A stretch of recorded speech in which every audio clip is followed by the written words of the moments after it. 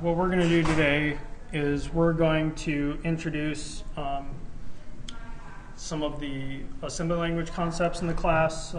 Some of you may have taken the computer architecture class, but if not, there's also assembly. There's a lot of assembly language information on the internet if you've ever dealt with any of the microcontroller programming or anything like that ever. Even though the instruction set for those things is different, it's not very different from anything else, and it's just a more simple version of what's used in your computer, so what malware would be running on.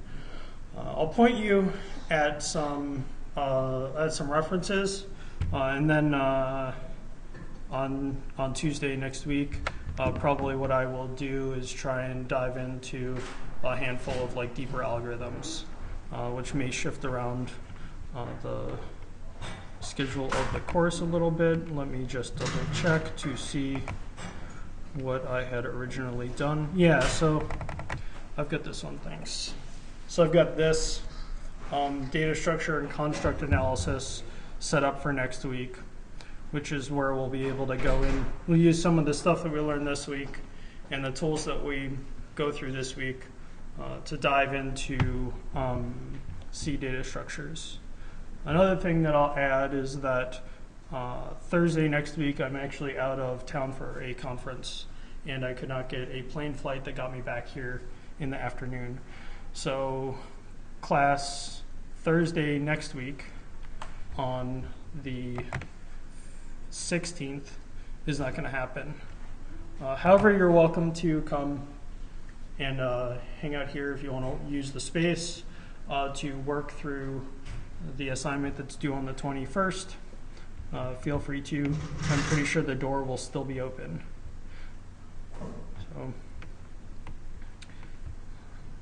So what that basically means is that some of this content that I've highlighted here might slide over into week 7.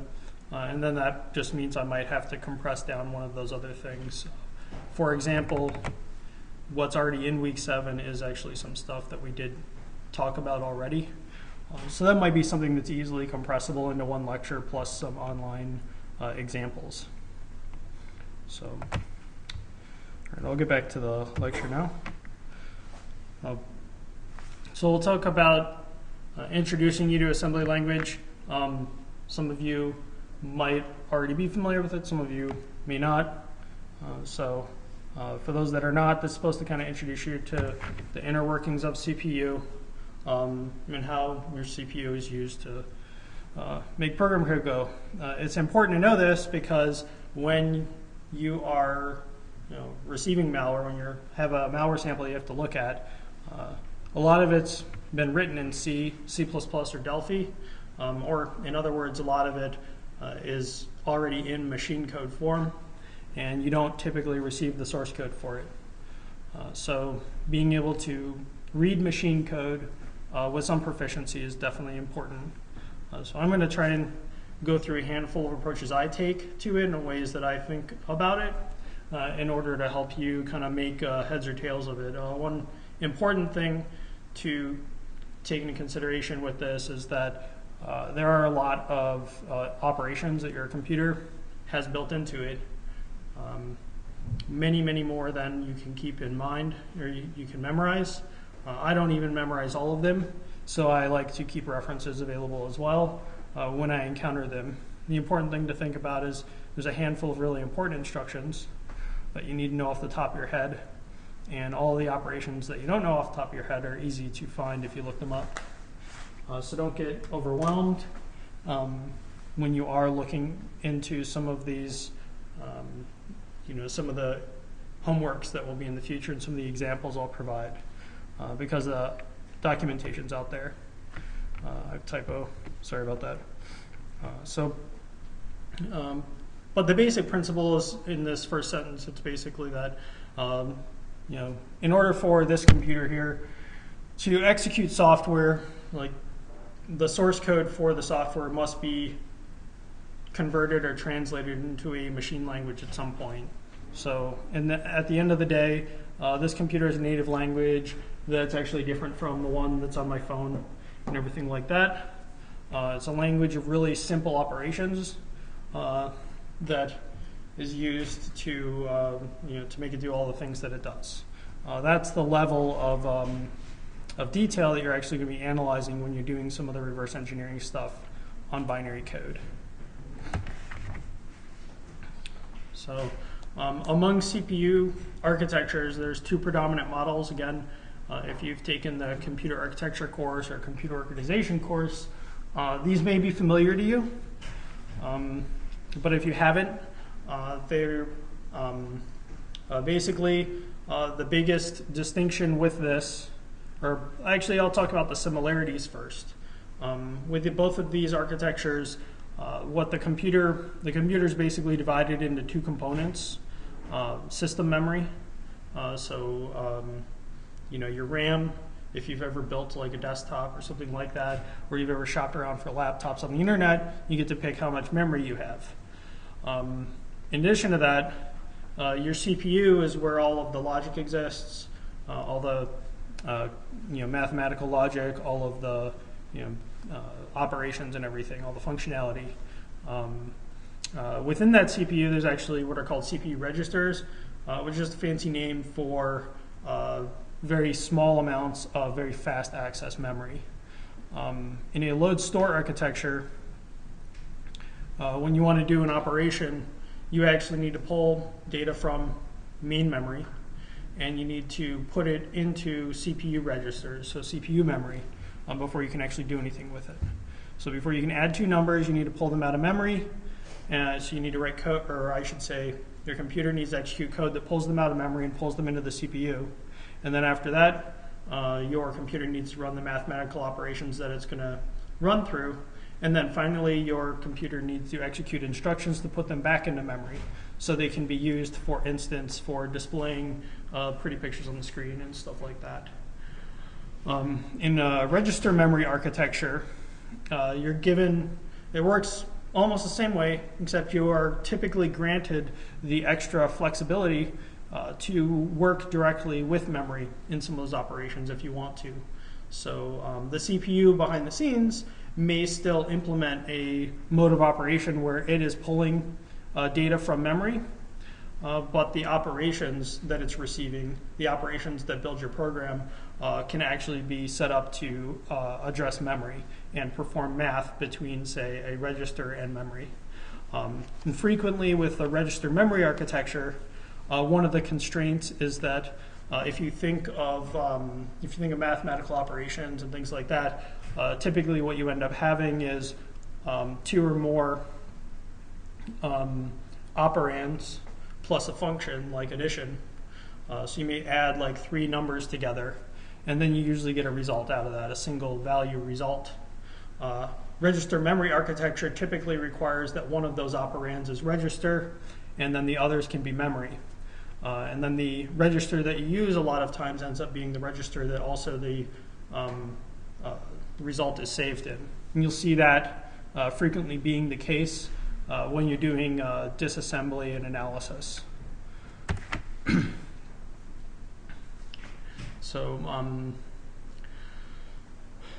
So at its lowest level, the atomic operations that are executed by your CPU are called instructions. You've probably heard the term before. Really, that's like what differentiates instructions from, say, operations. I use operations in the last sentence to kind of describe mathematical operations, that type of thing. Instructions are supposed to be the functions that are actually implemented as CPU features. So a great example of this is you might write a Fibonacci sequence generation operation. You might write an operation like that that generates a sequence of Fibonacci numbers. But your CPU doesn't have the logic within it to actually create that list. CPU has functionality within it to implement the operation through multiple instructions. And those are the things that we're going to be looking at when we're doing malware analysis and reverse engineering. I mentioned earlier there are a lot of them. So this 900 to about 1,000 count is what's implemented on your normal like Intel or AMD CPUs, which implement about 95% of the same instructions, but do have some variation within there. So that's kind of why I gave that range, depending on the processor type, as well as the age of the processor. Newer processors tend to have more instructions as they add new features. They also typically don't tend to discard old instructions because they would like to maintain backward compatibility. Looking at them, I kind of break them up into these 4 groups. Arithmetic is your all of the mathematical operations that need to occur. So,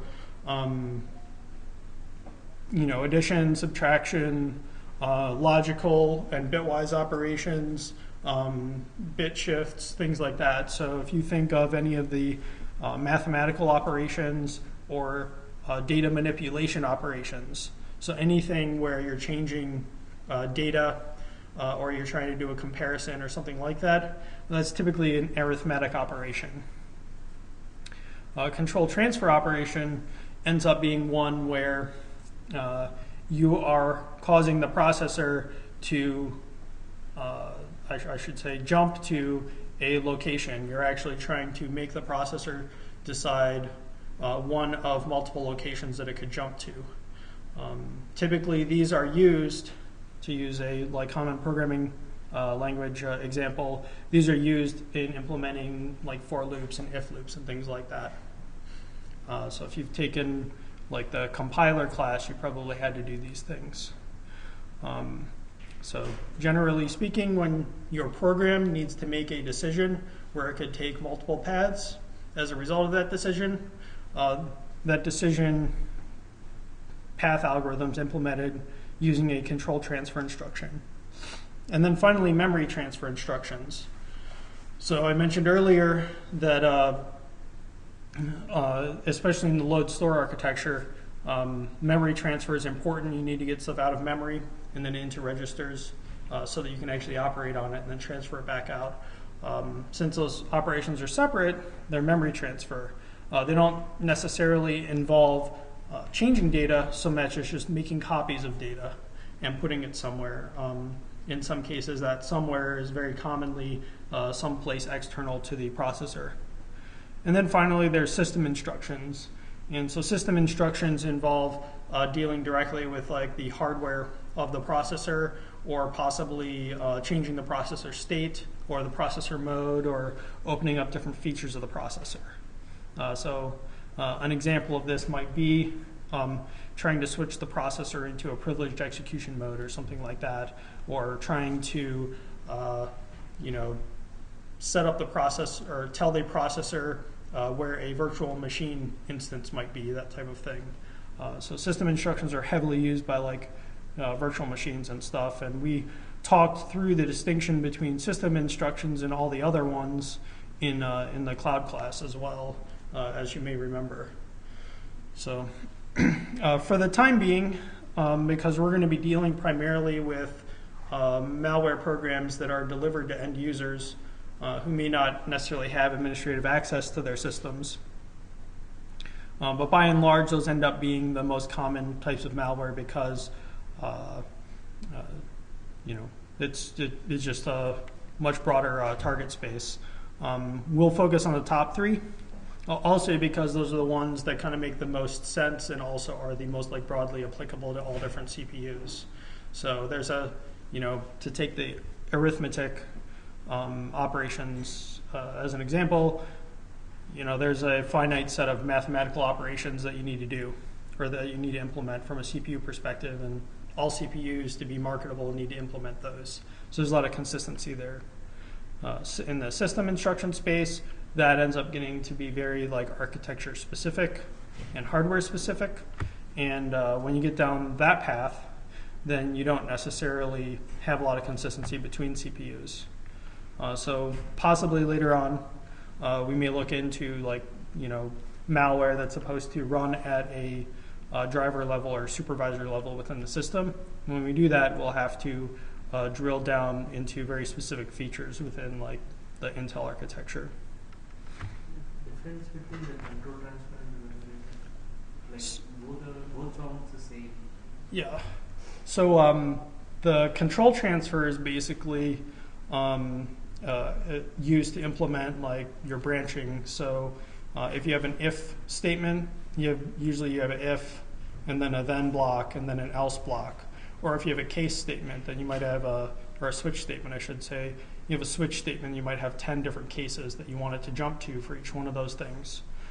So in order to actually have that jumping occur, because your program is actually laid out in kind of linear memory, that means that each one of those jump points that are your cases live all over in different places.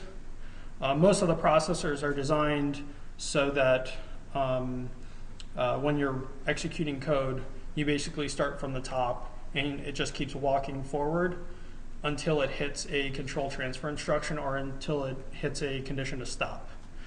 So control transfer basically tells it that instead of going to the next line, go to some completely different line instead. And I think that'll become more clear when we go into some of the examples later on as well. Memory transfer is really just getting data into the CPU and out of the CPU. So if I want to store like 500 bytes into a spot in memory, I'll use a whole bunch of memory transfer instructions to write that data into memory somewhere. Or if I want to pull two values out of memory so that I can add them together, it'll be memory transfer operation to get those out of memory and into the CPU, and then an arithmetic operation to actually add them, and then another memory transfer operation to take that value that I got, the resultant, and then write it back into memory. So that's the distinction. Not sure if that helps. Okay.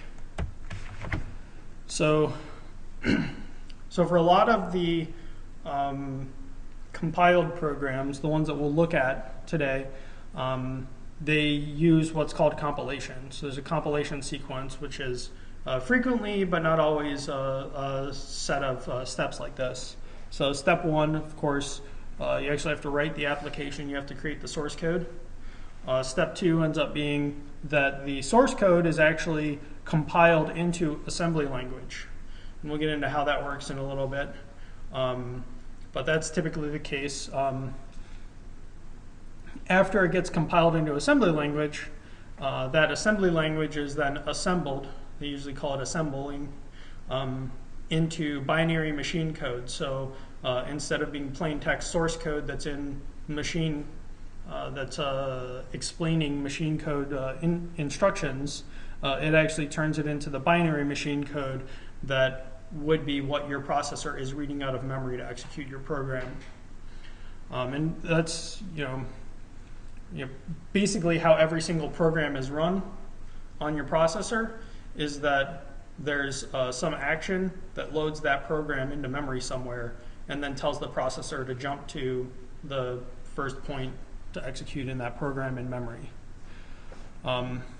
So after it's been assembled together, your compiler or your linker will link the objects containing the binary machine code together into an exe or DLL. So for those first three, many of you have done some application development in the past, have probably encountered cases where you have multiple source code files. So each one of those source code files typically gets compiled independently, and then you actually have something that comes back behind the scenes and links them all together into a final like exe or DLL, or an ELF binary if you're dealing with a Unix platform, something like that. And then finally, these get installed on your target system. So, building a new Microsoft Office or something like that for Windows. They get all those EXEs and DLLs get lumped together, and they get put on a CD-ROM, and then you install that on your system, and they all get copied to your system somewhere.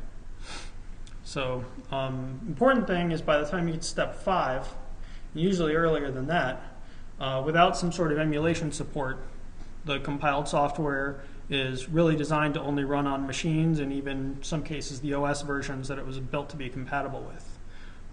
Some of you who've messed around with some of the advanced settings in Visual Studio may have seen that you can strip down the size of your executable, or sometimes even make it a little bit faster if you reduce the number of versions of Windows that it's willing to be compatible with.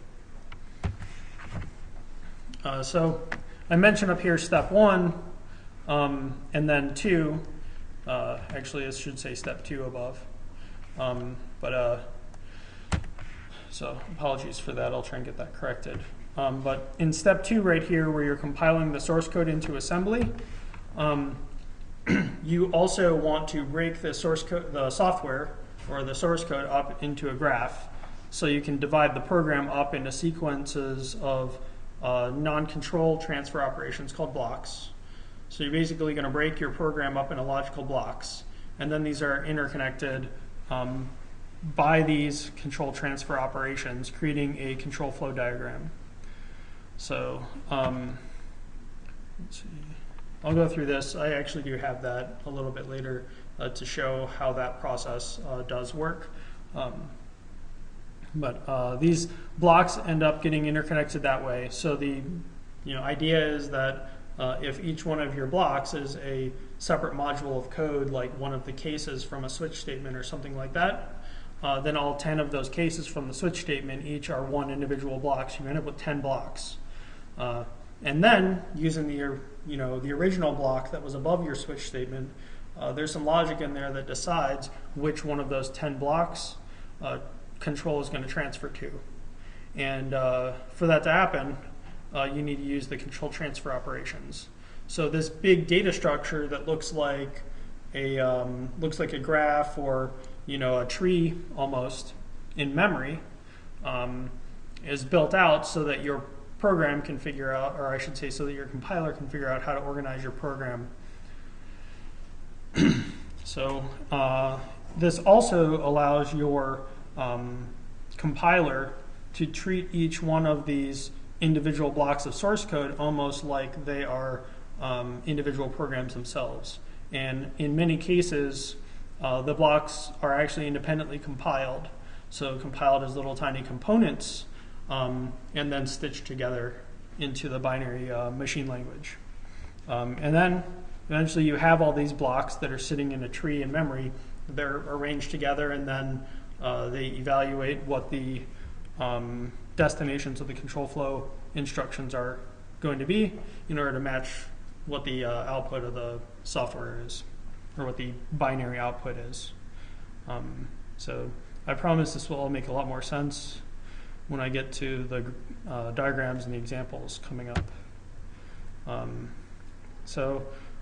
But just to let you know also, and I'll make sure that this stuff makes it up on the course site, there's a lot of resources for assembly language reference out there to give you explanation of what each one of the instructions does, as well as what the features of the processors are, and stuff like that, and even what some of the restrictions are.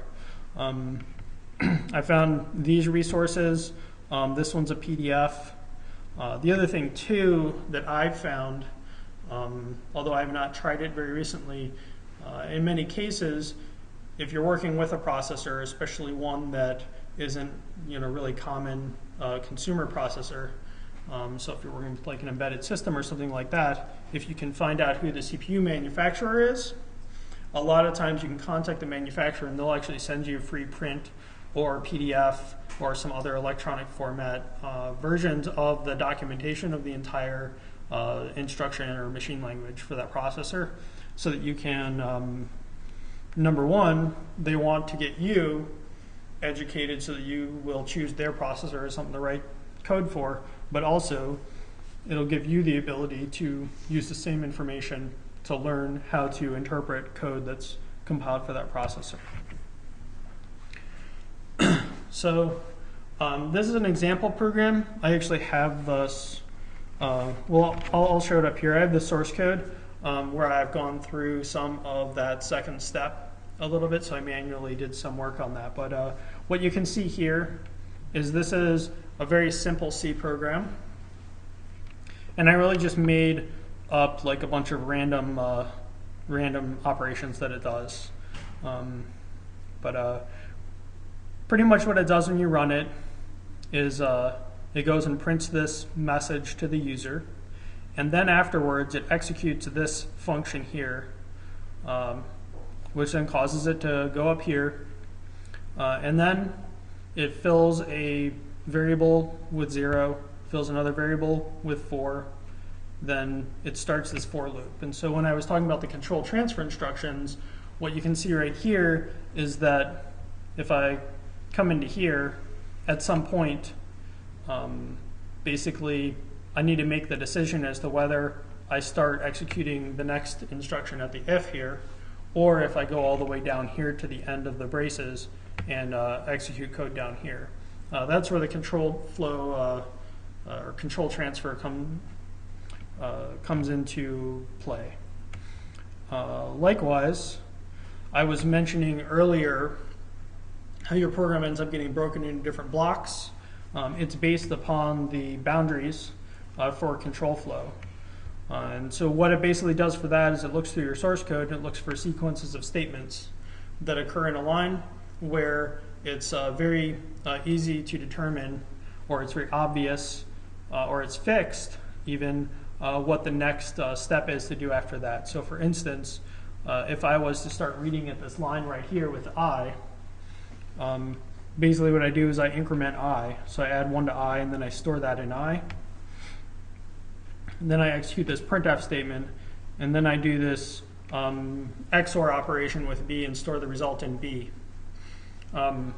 These 3 lines of source code right here, they would constitute a block of code that would be used as one block within your control flow diagram. And then these 3 also may represent another block for your control flow diagram.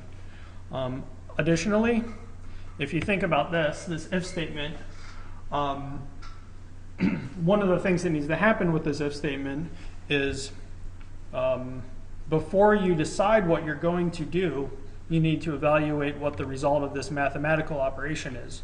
So you need to find out that when you do the get the remainder of if you get the remainder of I divided by 2, you need to do that first before you can test whether it's equivalent to 1. And only after you've done that test, so right now I've got 2 operations, right? I've got this one inside of the parentheses that's doing the modulo or the remainder calculation. And then I've got this other one that's doing a test, that's doing an equivalence test. So that's two operations right there. Only after I get that result of that second operation can I actually execute the code that does this control flow transfer here. So the way C works is that it actually considers this right here to be a block, a part of the block above the if statement. So this would be another block right here. And then an even another one would be all this stuff right here. So the stuff inside of the 4 plus these assignments up here. So we're already breaking it up into what we've identified as 3, maybe 4, 5 blocks if you include this stuff down here, plus the blocks that make up this main statement. How to decide whether those 3 lines fall into one? So I've got, I'll just do that. I've got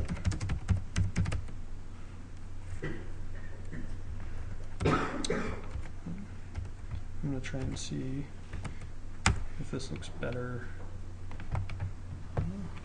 with white. So this is the same code I just showed you, except I have annotated where the compiler stuck these boundaries. And really how you make that decision is that your compiler goes through and it actually uses basically a heuristic based upon it. And usually it's pretty consistent, but sometimes it can actually differ to decide where it should set these block boundaries at. So an example is hypothetically, it could break this, like these 3 lines. It could make a block for each one of the 3 of them, but there are some heuristics built into most of the compilers that know that it's more efficient to make one block out of these 3 lines. And so generally that type of approach is trying to identify of the options that it's able to foresee what's going to be the most computationally efficient one. That's generally the goal of most of the compilers. So this particular one, what I did was I stuck comments in here, so you can see the main right here, to show you what the labels are going to be for each one of the blocks that the compiler has identified. So you can see there's going to be this do the thing, and then there's going to be a block here for that is called L2A. So the reason I picked these is actually these are labels that were auto-generated by the compiler when I ran it on this code. And then there's another one that's L4A, and then there's this L4B right here, and this L3A. So we will go here, and so this right here is basically that program, but it's been disassembled into these little tiny instructions. And I'll drill into one of these, but it's basically been disassembled into instruction sequences. And then the labels that I'm showing you in the source code are actually right here, in the at the top of each one of these blocks. So this is the main function right here, and it's actually off on its own. Doesn't have to be, but this is generally a useful convention. And the reason for it is that if you think about it, generally speaking, when you make a function, you're basically making a huge, almost like an extra program that's inside your code. That's implementing a number of features, but the behavior of it you want is when you're writing another function that's going to call that function, you want it to call that function, and then you want it to return and start executing the code after you've called that function to do something with the result of that function. So when we put together a call graph like this, and when your compiler does it, it generally leaves the call instructions together in the same block because it can execute them that way. So you don't see control flow between function calls. You only see it between like if and while and for and all those control flow operations that C has built into it. Go-to would be another example of one that would be a control flow operation. So this ends up being the main function here. And what you can see here is we end up doing some sequence of operations that get us to the point of getting the pointer to that string that you saw. So, or I can actually just do this. So this right here is your main function. Really, it just has code that is getting the pointer to this string. So getting this string and then providing that memory address to the printf function, so the printf function can go and do something behind the scenes, and then come back and then go and do the next thing. So you'll end up seeing that here, and then it has this do the thing, and then it leaves with the result of whatever the output of that function was. So then when we go up here, we have this code right here. So we can go up to the branch of that function, which is right here, and you can see that there's some setup code. The important thing to remember is that depending on what operating system you're using and what libraries you're using, so in this case, I wrote a program on Linux using GCC. That ends up adding some additional setup code every time you call a function. And some of you are in the vulnerability assessment class might have seen the one of the memory corruption vulnerability examples I have there that deals with what they call stack smashing and things like that. One of the reasons that that exists is because this function here, the main function, has some arguments that need to be filled. That data actually lives on the system stack and everything. This doesn't take any in C, but there actually is still some setup code. For instance, some memory space within the function needs to be allocated and everything like that. In order to make space for it, you basically need to execute some instructions to save space on the stack. And that requires making modifications to the internal register inside the processor that's responsible for the stack. And so that's what's going on right here, where you see that like RSP and RVP, and then they end up executing what amounts to a subtraction operation. So they actually subtract 16 hex from the stack pointer, which means that they make that many bytes available on the stack to arbitrarily store data, local data. So any time that you'll see a function call occur, the beginning of the function call will start with something like that. And so you see it right here for the do the thing function. And then this main function also does a similar thing. And you can see it over here. The exact same sequence of steps. I found that that approach is actually can be very compiler specific and also operating system specific.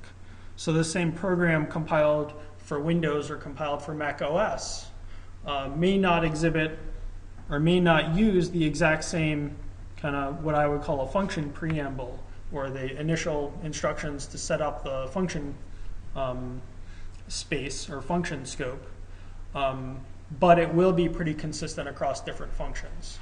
And so those are the types of things that you'll definitely want to look out for. And when we're looking at a program that we don't know anything about, that we don't have the source code for, one thing that we don't tend to have available to us is the functions for that program. So we don't have the function definitions for that program. In many cases, we have to go through the raw assembly language for that program and try and see if we can extrapolate where a function might begin. And looking for patterns like this sequence of steps throughout the code that I'm black box reverse engineering is one good heuristic that's very commonly used by tools like that in order to try and identify where functions begin, so that you can start to stitch together the thing that looks like a black box that's a malware sample you don't know anything about into an array of functions that then you can go and attack and try and figure out what each one of the functions does. So after that's done, we can see that at some point I end up storing 0 in a variable, and I also end up storing 4 in a variable. So I actually have those right here.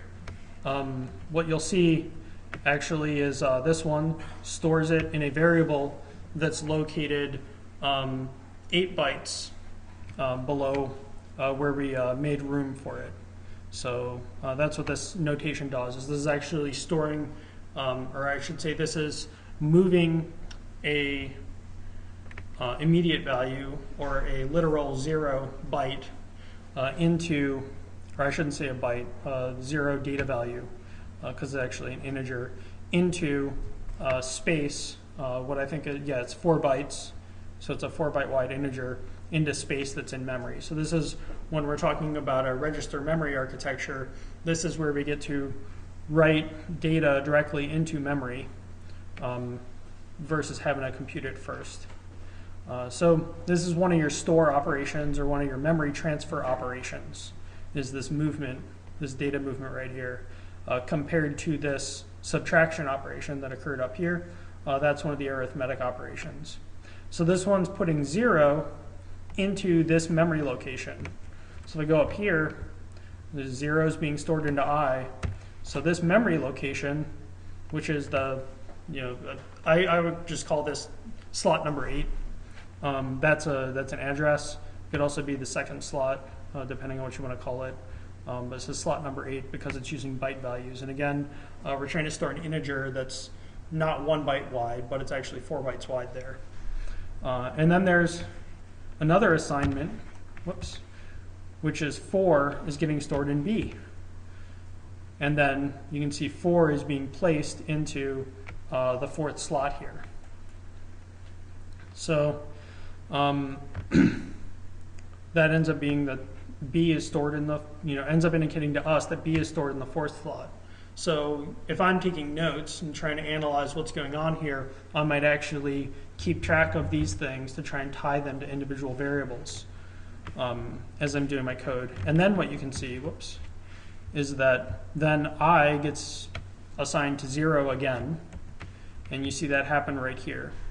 So again, this is another example of this code in the for loop is typically something that you want to execute before the for loop, and this is the initializer clause. So this only gets executed once. It doesn't get executed every time the loop comes back around. It only gets executed before the first time the loop is run. So what the compiler did was it said, hey, instead of making that into its own block, it's just more efficient to put it into the block up here, because go back to my, yeah, here we go. Whoops. Sorry. I have a caps lock problem here. Because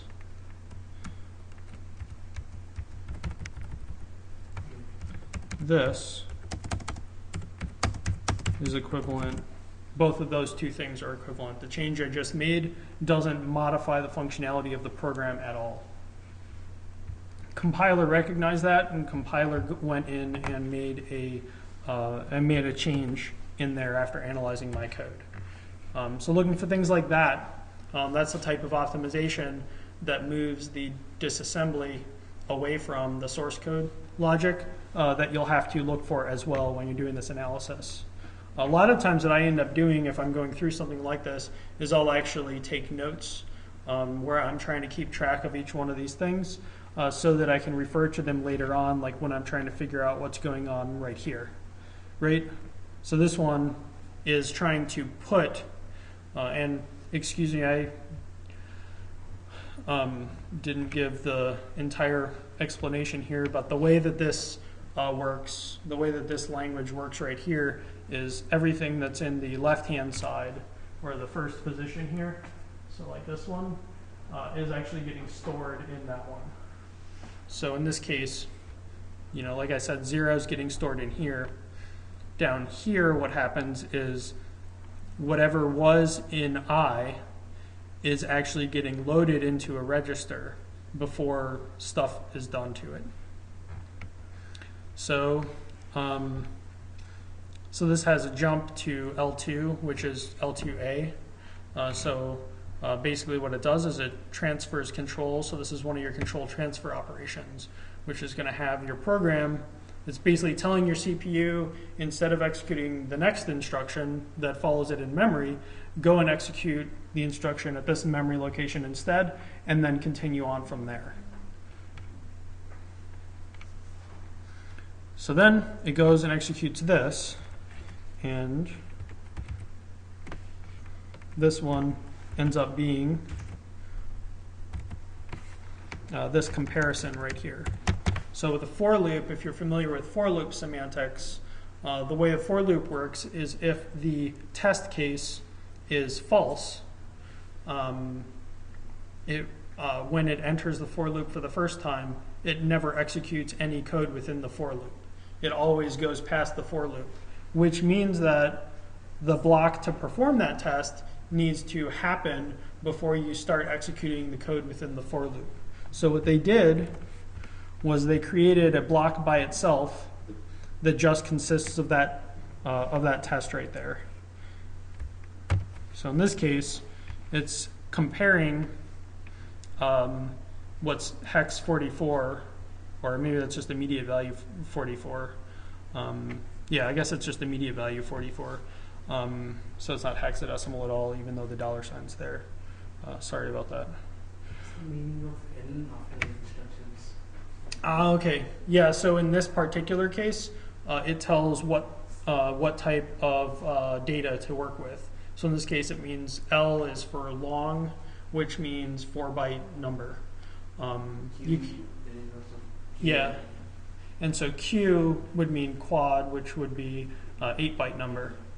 And then sometimes you'll see W, which would be 2-byte number, or for word. And then you'll also sometimes see a B.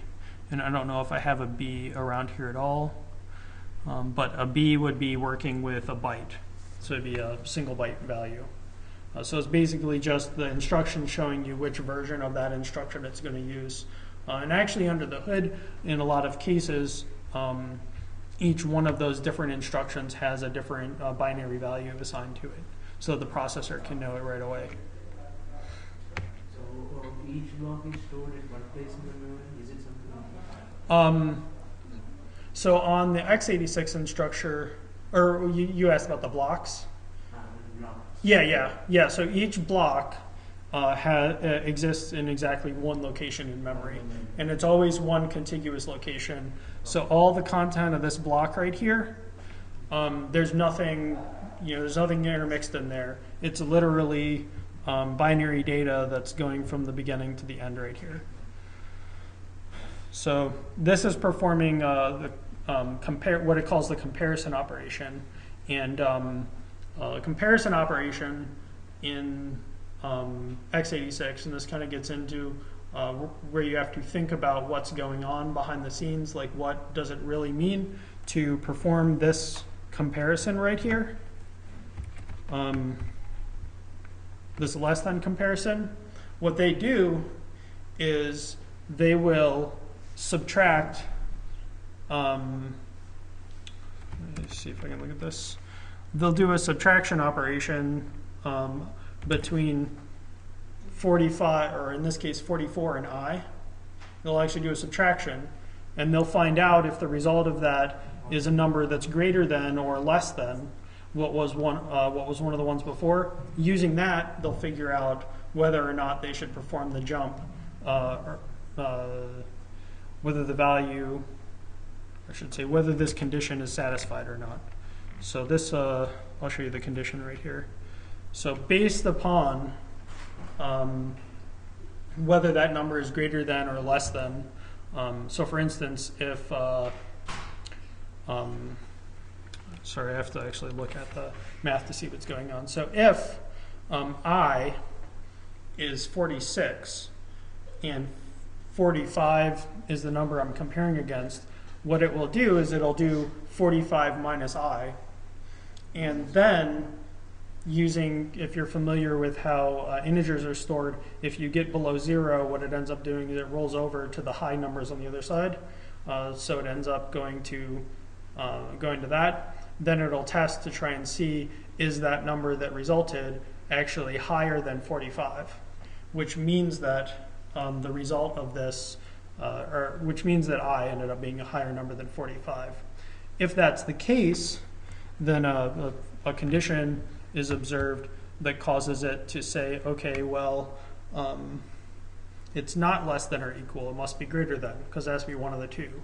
It's either less than or equal or greater than with this particular comparison, and that's what you'll see here. Like this is JLE.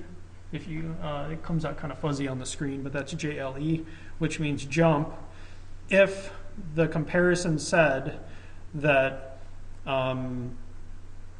my variable I is less than or equal to 44, which is the same thing as saying less than 45, right? So those are also the type of things that you have to look out for too, is that the compiler will go and make a switch in there to try and optimize the instruction, or try and optimize everything. Otherwise, this would have actually been 2 instructions if I wanted to do the real comparison against 45. So after that, I'll go back up here. There's 2 places it can go, right? Either it can start executing this if statement, or it can go down here to the printf statement. Those are the 2 paths that it can take. So that's what it's doing right here. Is this right here is the if statement. This right here is the printf statement, and you can see it has call put s, but that's basically the printf right here. And then this is the beginning of the if statement.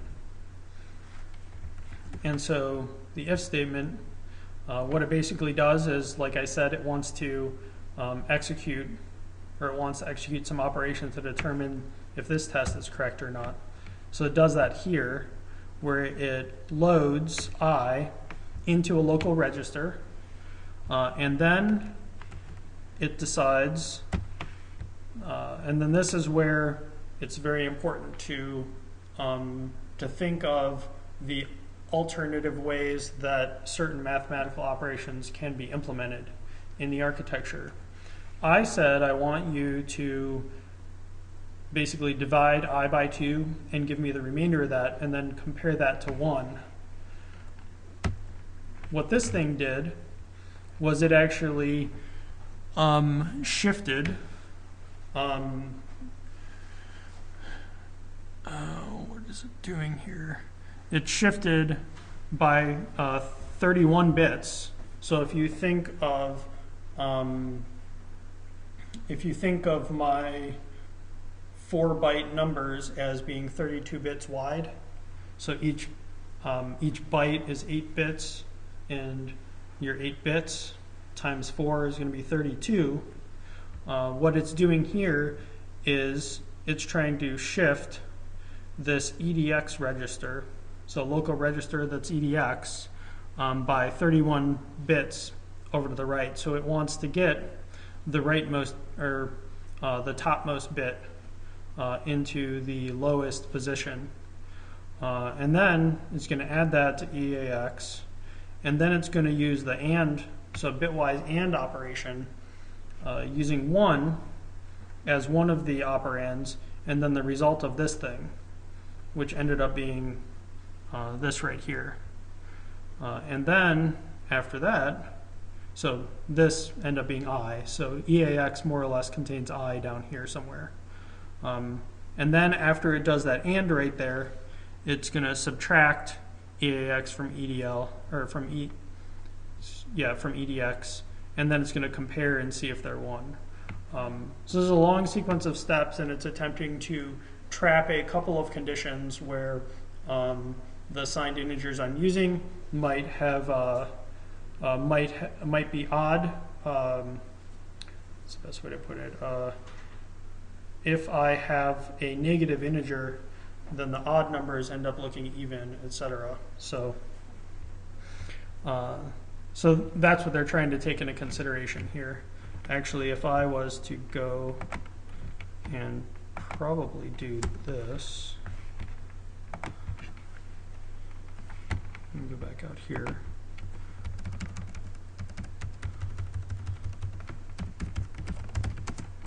I'd probably get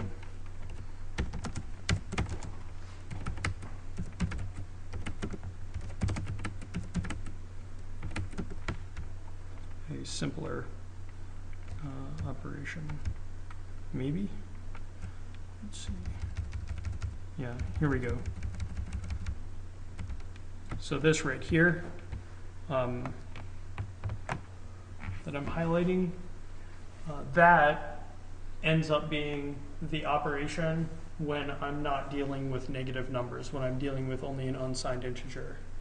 So they're adding a whole bunch of hoops to jump through to try and determine if the integer that I'm trying to work with is going to be a, if when I run that modulo mathematics against it, basically to try and see if it's odd or even, that ends up being different if you're in the negative numbers versus if you're in the positive numbers from the perspective of how those numbers are encoded for the processor to work with.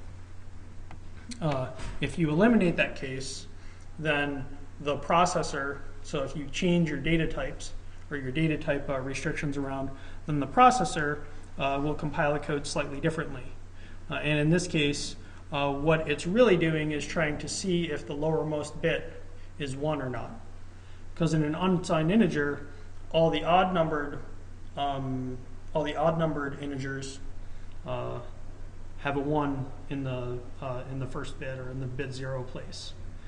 So rather than having to do that really complicated math where I've got a division in there and then I'm testing that against 1, the compiler went through here and actually converted those things into something that is more efficient for the compiler to do. And so that's what's going on here. So this code right here, in a simplified version, is just these 3 lines, followed by the jump if equal. And you can see this actually has the jump if not equal because it was doing the comparison slightly differently.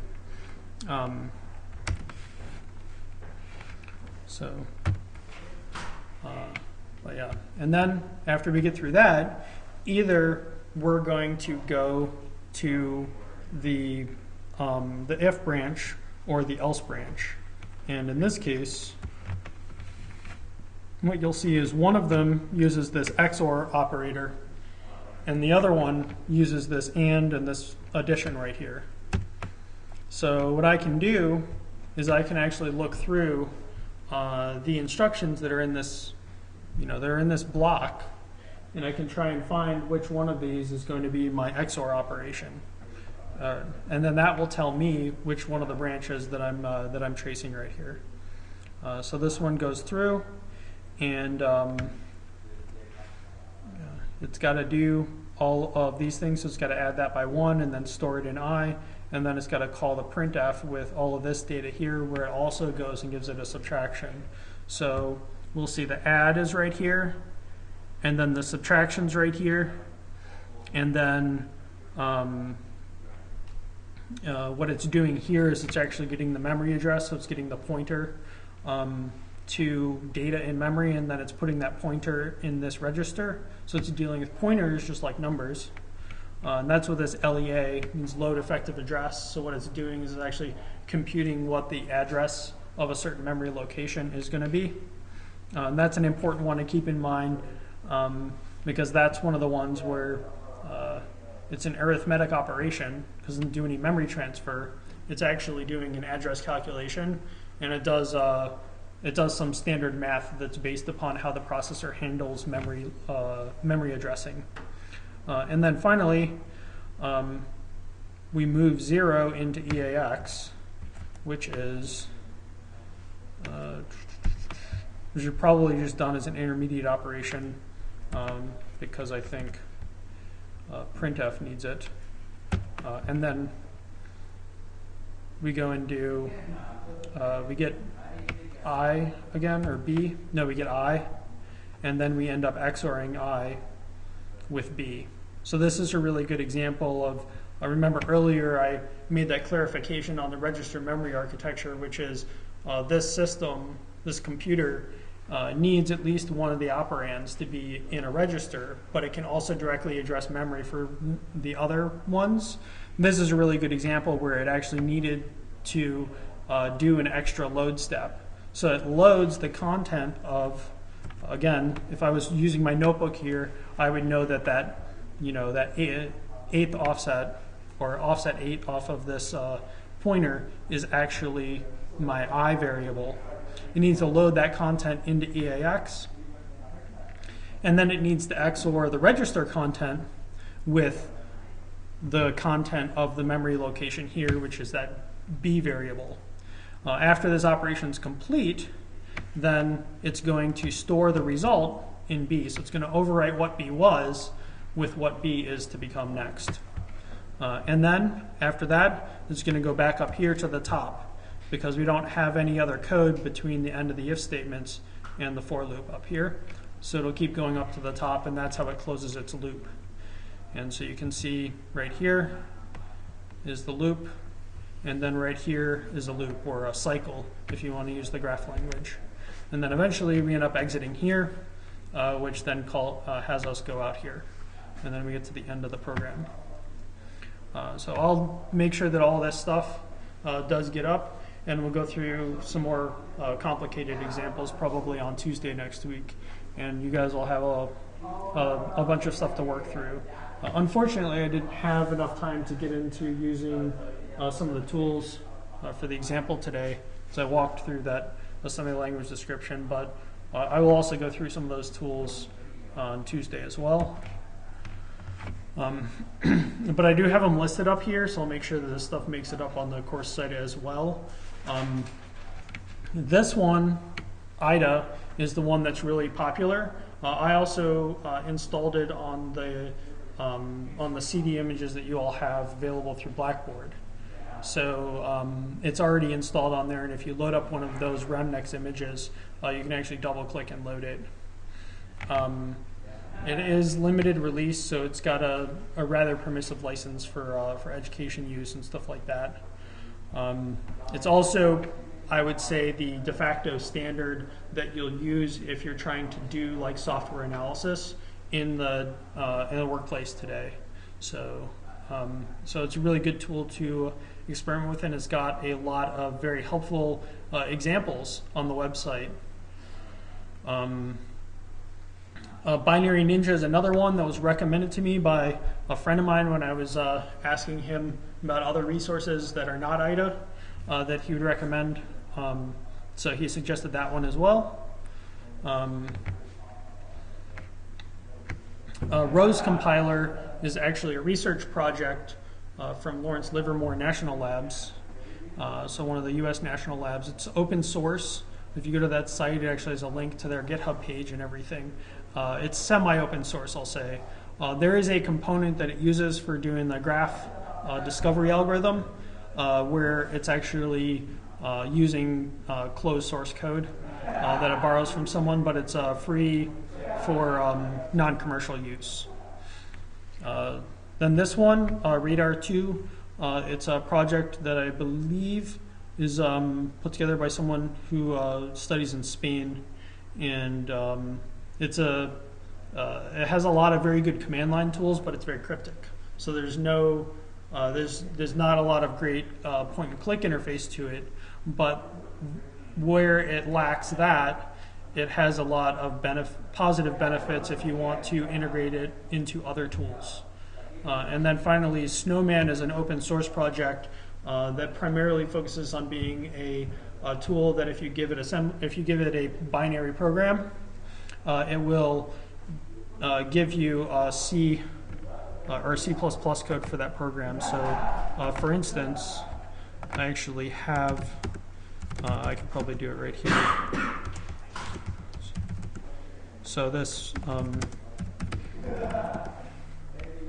so I actually ran my binary, the one I was showing you on the slides, through Snowman, and then it gave me this code as a result.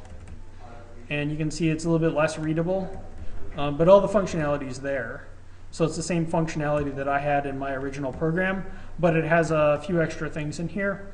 Because one of the pieces that I didn't get into is that when I build a program in GCC, and I'm trying to create a standalone program, GCC takes all my code that I authored, and then it also adds a bunch of standard library code as well. So like the printf function, I didn't write printf, but I called it. Printf needs to be located within my program in order for it to work properly. And there's a whole bunch of other things too. And so that's what you're seeing here, but it managed to preserve the function name. So you can see my main function is right here, and it's more or less what I wrote. You can see that my do the thing function is up here, and it's also more or less what I wrote. It has a few distinctions to it, a little bit of inline assembly like what's right here. It looks like, for instance, Snowman wasn't able to figure out what was going on with that weird modulo conversion or the remainder math conversion. So, okay, we'll get into all that stuff in the next lecture. It's actually at the end of our time slot now. So, I'll take any questions if anyone's got any more. Yeah. In the previous slide, This one? can we differentiate between both the blocks, the if block and the else block? If the set of code in the if block and the else block are the same thing, if you Yeah. can we differentiate between the if block and the else block from this assembly code? Let's see. So if if printf statement in the if block and the else block, yeah, can we differentiate between those two blocks? If the so the if block is going to have a test in there. It's going to have some sort of test that's either going to succeed or fail.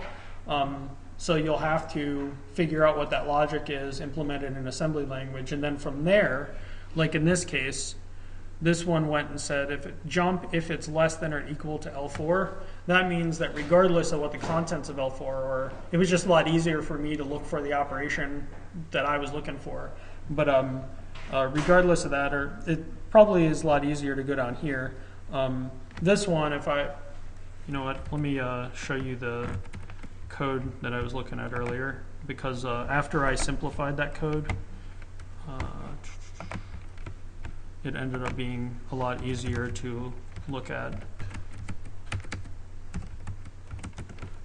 So if you remember, what I had was these.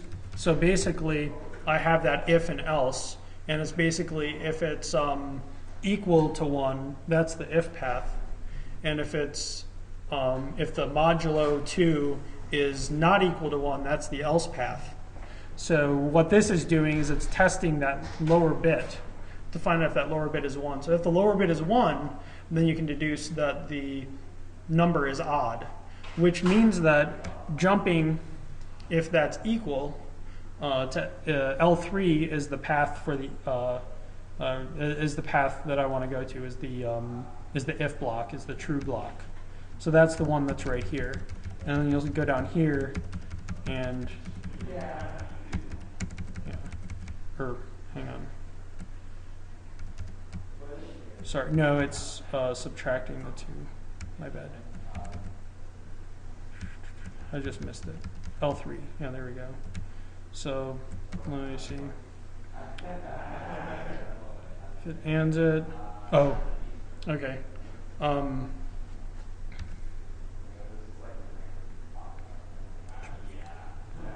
Oh, okay. So what it's doing here is it's subtracting the number by itself, and it's trying to do a, or not subtracting the number, it's testing the number, and I think it's that if it ends up being 0, then it's jumping to L3, and if it's not 0, then it's staying right here. So this one didn't actually end up making it any simpler, but let me see what's going on here. So it does and for EAX, and then that's going to come out, and either it's going to be 0 or non-zero, so it runs this test here. This jump, if equal, is actually basically a test for 0. So I should probably explain this specific example, like what's going on behind the scenes with these, in the next lecture. But what's happening is that your processor actually determines equality and all those things using a set of flags that are embedded within the processor. So whenever it runs any of these mathematical operations, it's actually changing flags in the processor based upon what the data output is and everything like that. So this test right here, I think actually ends up being like an AND operation or something. Basically, it's going to set the 0 flag, so the result's going to be 0, or it's going to know the result's 0 only if EAX is 0, which means that this AND failed above. So if EAX is 0, then jump to L3. If EAX is not 0, then don't do anything, which means we just walk to this one down here. So you basically have to, if you can't determine what the branches are, actually I'll back up a little bit. It usually doesn't matter too much what the branches, or which one's the if versus which one's the else, and I'll show you why. Is that if I wanted to do this and just change that to not equal to 1, now I've really just changed the if and the else branch without changing their location in the code at all. What it's going to do here is it's going to change the algorithm up here.